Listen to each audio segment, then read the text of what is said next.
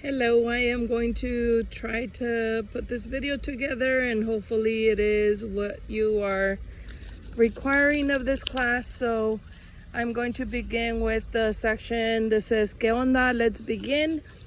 The area that impacted me the most was where it says this work includes supporting the activism, supporting legislation to legally mandate that the past and presence of Black, Indigenous, and people of color communities and the contributions of historical marginalized groups are taught in the schools, though required ethnic study courses and general education curriculum for K through 12 and college. I had actually not heard of ethnic studies until this year when I started at Valley College. They told me that it was now required to take one of these classes. I had not taken any classes that were in any way related to this topic other than to take Spanish, because I had to take a Spanish course to apply for a nursing program. So that was the only other class that I had taken that had anything to do with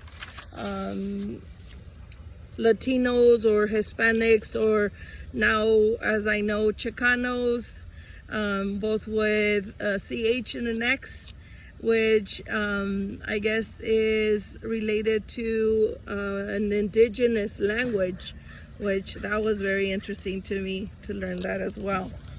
And then for the Chicanx and the Chicanx, I was impacted by the fact that the use of the X is used quite a bit and is used to change the word itself to mean the same word and to have a different impact on people. And then also in the same area where it's Latino, and Latinx links, in chapter 4, it talks about Afro-Latinx, which I didn't know was also a characterization of this class or this literature. So that was interesting to me, and that it includes others such as Afro-Mexican or Afro-Brazilian. And then also I saw somewhere where it included Filipino people, and that was very interesting to me. I had never heard of that part. And one of the parts that was kind of disturbing to me was how the Christian churches began to kidnap and try to oppress people to believe what they believed and to erase what they wanted them to believe. And so they erased some of their culture, or most of their culture, their language, their belief, their customs, and try to implement that by destroying their selves, what they believe to be part of the indigenous people. And lastly, I want to talk about the student-led protest. I had no idea how much impact the students had on developing this type of material, this type of information, this type of teaching, starting from the 1960s. That was way before I was born, but still impacting today. The types of things that are being taught in schools are not including any of this information, and it seems like it's erased from history.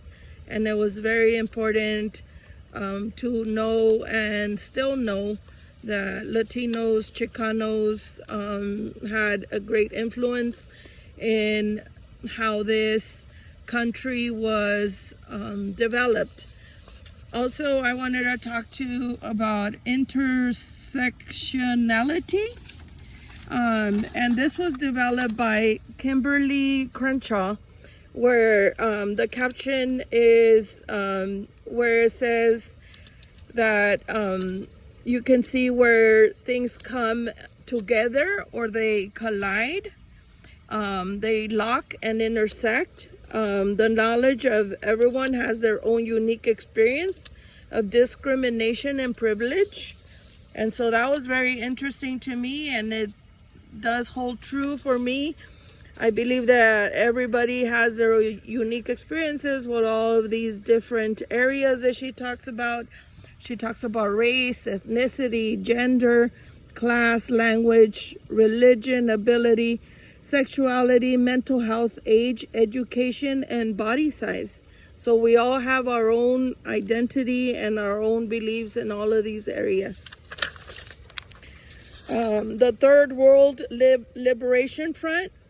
Again, I did not know that it included all these different ethnicities. I thought it was just Latinos, maybe South America, Argentina, and Uruguay, and those other Spanish-speaking countries. But in this section, it also includes Chinese, and it includes Filipinos and Native Americans and Asians. So that was very interesting to me to find out that there was other people involved in this liberation front. For this next section, the one key term that impacted me was the LGBTQIA2S+, where I thought that it was LGBT. Last time I read about this, there has been some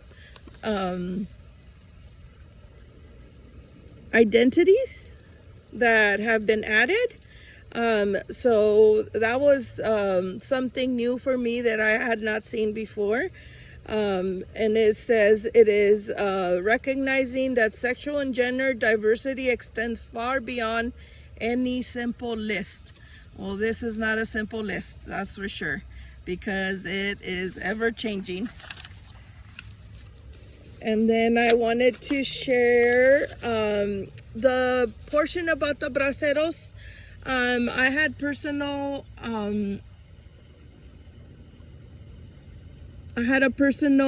experience with this. My father-in-law had been in the braceros, and he had been promised to become a legal citizen, and he was not ever allowed to become a citizen. They would just take advantage of his services, pay him very little money, minimal. And not until 10 years before his death, my husband became a U.S. citizen, and he was able to help him become a citizen, or at least a legal resident.